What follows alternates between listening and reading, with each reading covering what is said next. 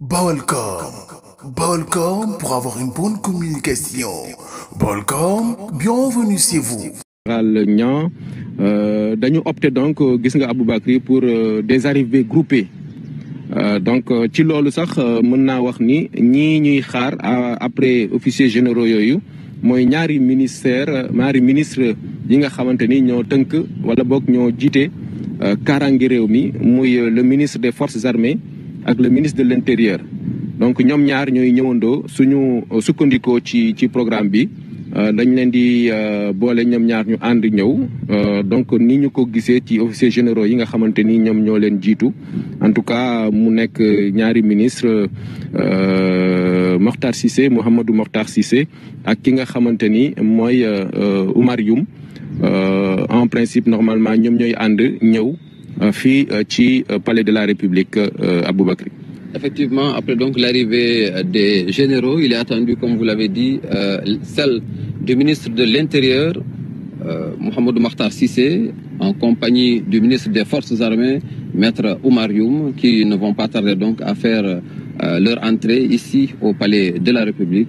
Et après eux, on aura également l'arrivée des présidents d'institutions. Voilà, voilà.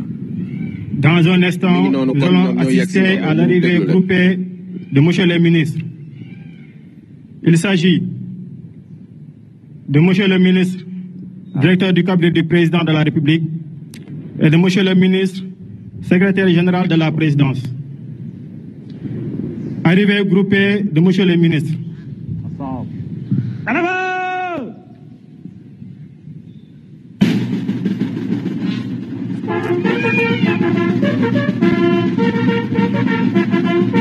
Présentez. Stop.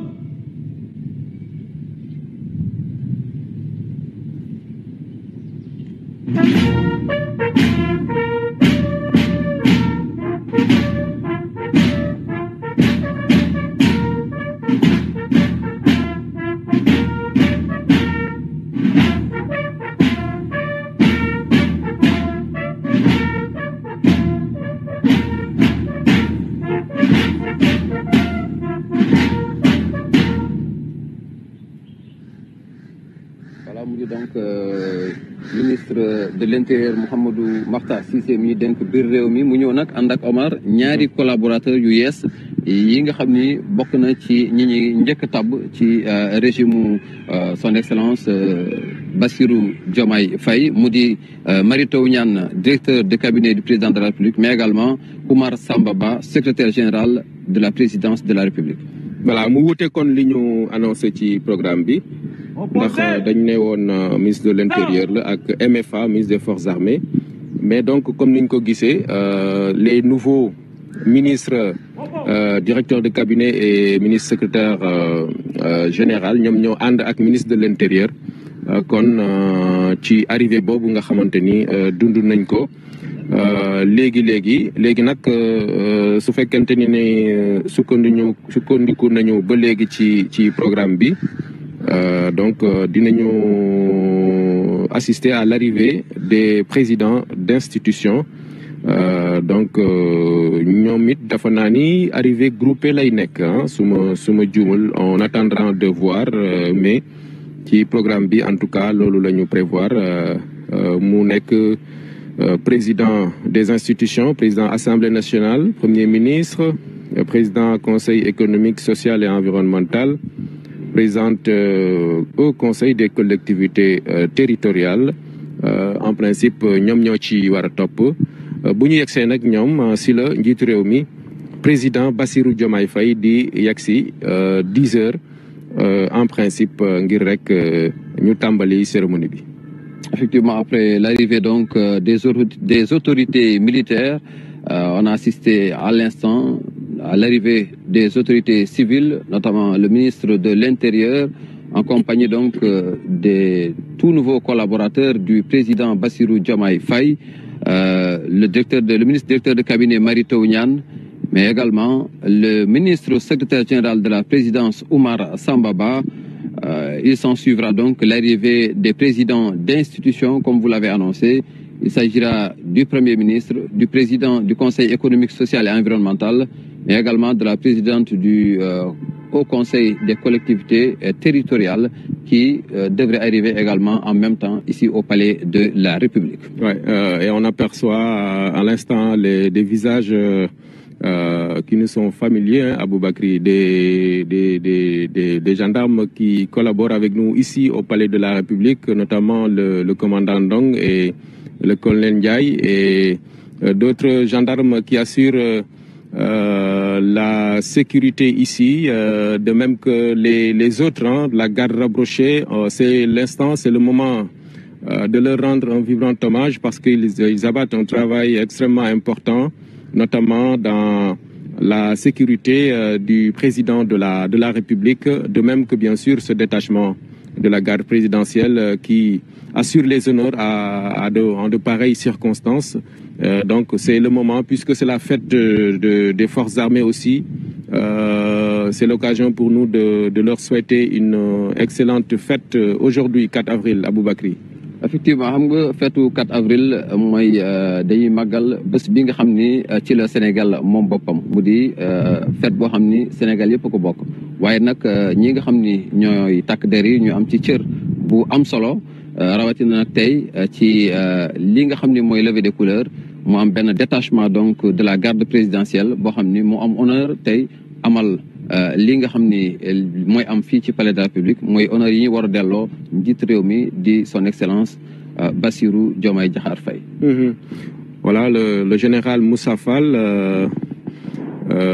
qu'on ne présente plus, qui joue un rôle également extrêmement important dans la sécurisation du pays, de même que les autres officiers généraux d'ailleurs, le Semga Cissé et tous les autres. Hein.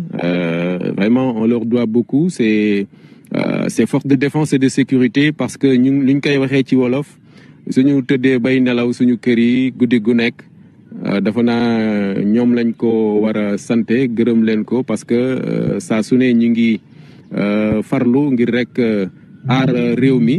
waaye tamit aar ñi nga xamante ni ñoo nekk fii ci Sénégal muy askan bi donc lu am solo la kon ñu bàyyi leen ngeen ànd ak ñun xool autorités yi nga xam ni ñoom ñooy ñëw ci jamono ji fii ci perron d'honneur bu palais de la République. Le président du Conseil économique, social et environnemental et de monsieur le Premier ministre.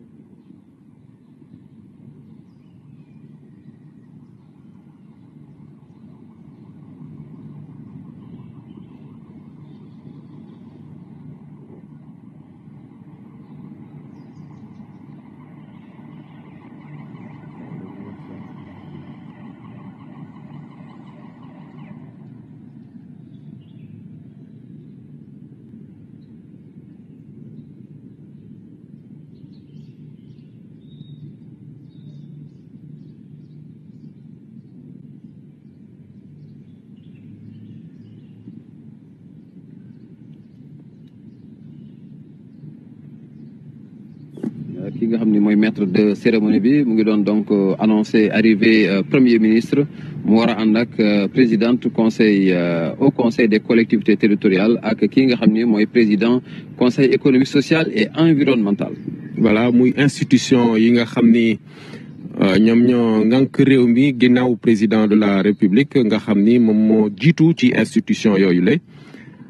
kon ñeneen ñi topp ci moom muy président assemblée nationale ak conseil des collectivités territoriales président conseil économique social et environnemental ñooñu kon di institution yu am solo maître de cérémonie bi annoncé na dafa na premier ministre ak président conseil économique social et environnemental donc su fekkee jàppandi na dafa naa dinañ leen gis ñu yagsi fii ci palais de la République bala président de la République Bassirou Diomaye Faye di yagsi ndax noonu lañ ko tëralee ci doxalinu cérémonie bi muy lu am solo Aboubakri ñi ngi doon waxtaan ci rôle bu am solo bi nga xam ni force de défense et de sécurité yi ñu ngi koy joué ci suñu réew muy loo xam ni baax na ñu koy fàttali waaye tamit di leen ci sant di leen gërëm ci seen taxawaay. di fàttali également que thème ren bi d'ailleurs ci loolu la jëm mu di le rôle des forces armées dans la cohésion nationale te démb njiitu réew mi ci discours bi nga xam ni mooy discours bi mu njëkk amal fàttali na ko mooy li muy woote mooy jàmm li muy woote mooy Sénégal ànd doon benn ñu ànd juboo donc daa di doxal te li muy mandargal rek instant bi ni mooy que ni état continuité la ndax président d'institution yi nga xam ne tudd nañ leen sànq ci régime président Macky Sall lañ leen fale woon tey ñu war a mën a ñëw teewee lii nga xam ni mooy première donc levée des couleurs bu njiitu réew bu bees di Bassirou Diomaye Faye li ñu wax rek les hommes passent les institutions demeurent mu di lu am solo également ci taarixu Sénégal. waaw noonu la état tëddee ba tax kon loolu sax moo waral gis nga gis teewaayu. Mesdames et messieurs, arrivée des présidents d'institutions.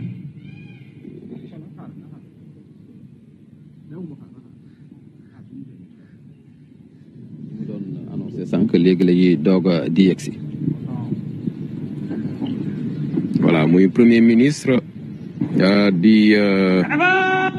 président du conseil économique social et environnemental waaye président assemblée nationale.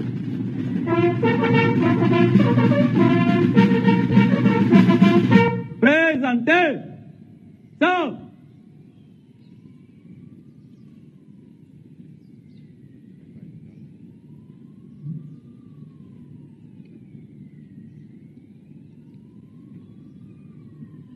Voilà. Monsieur Amadou Mame Diop.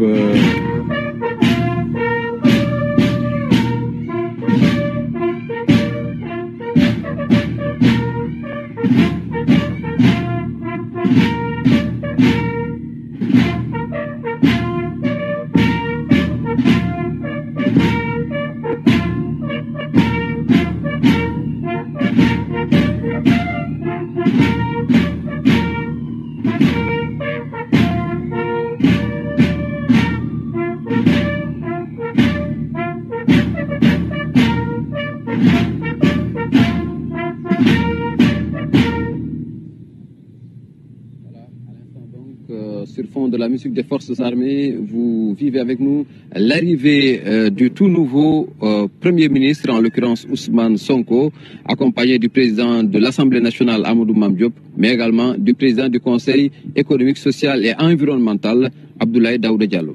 Voilà, ils seront complétés par la présidente du Haut Conseil des collectivités territoriales, Madame Aminata Mbengue Ndiaye, vous l'apercevez.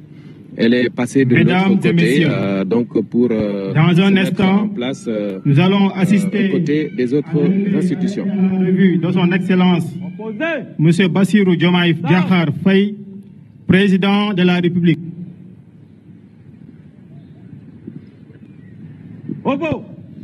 Voilà. Donc le maître de cérémonie qui vient d'annoncer l'arrivée imminente du président de la République, Bassirou Diomaye Diakhar Faye, qui dans quelques instants donc va arriver ici au Palais de la République et ça va marquer donc le début de la cérémonie solennelle de levée des couleurs ici au Palais de la République. Voilà, c'est dans quelques poignées de secondes, on va dire, parce que il est 10h moins 2.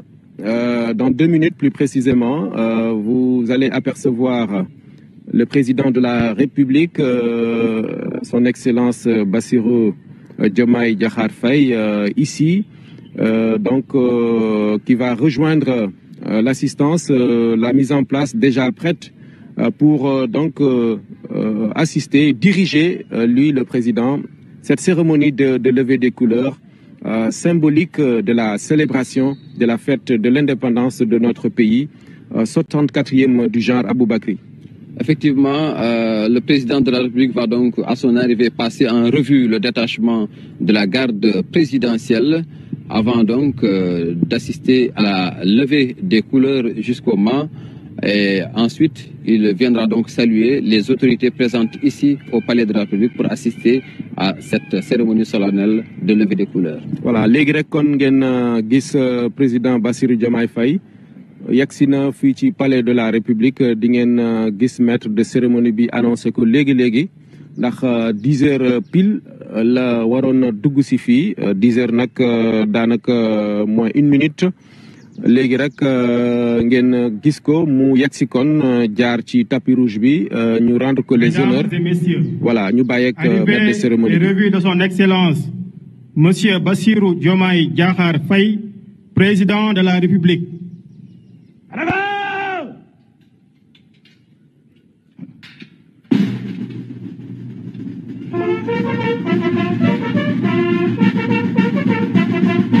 Présentez.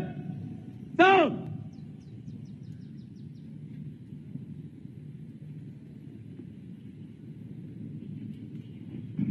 Voilà, le chef de l'État habillé en tenue traditionnelle, une tenue assez symbolique parce que c'est la fête de l'indépendance. lii day firndeel rek ni moom li mu doon wax démb lu mu gëm la moo di nañu fexe ba wane ni moom suñu bopp.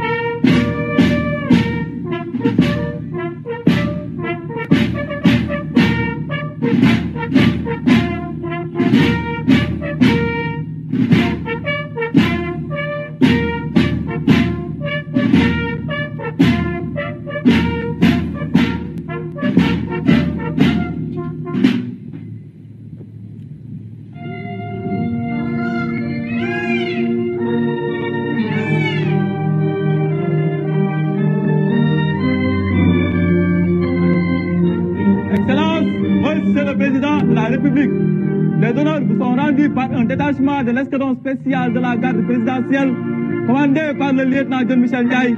À vos ordres, Monsieur le Président de la République.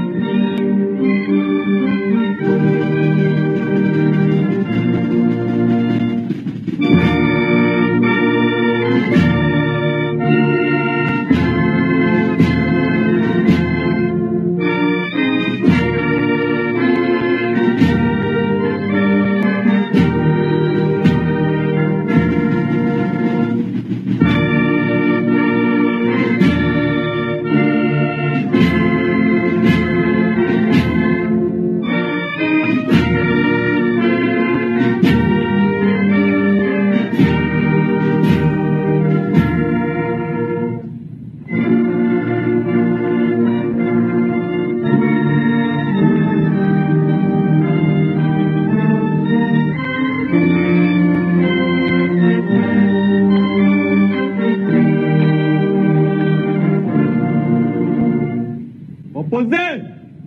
Stop.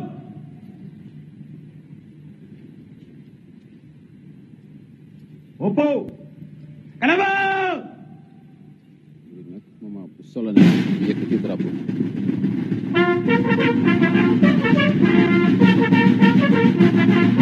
Présentez. Stop.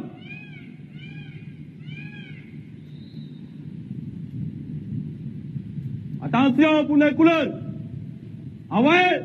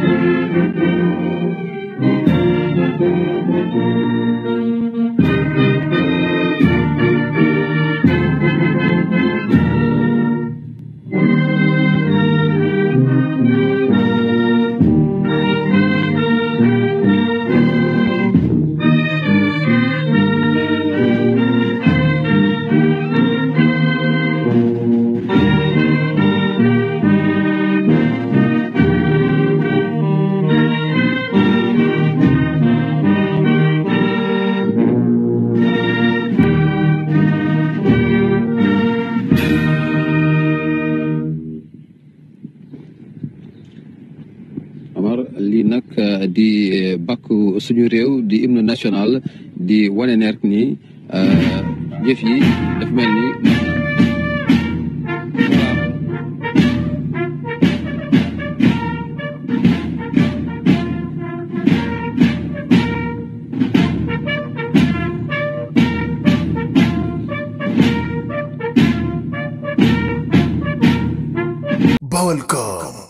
Balcom pour avoir une bonne communication. Balcom, bienvenue chez vous.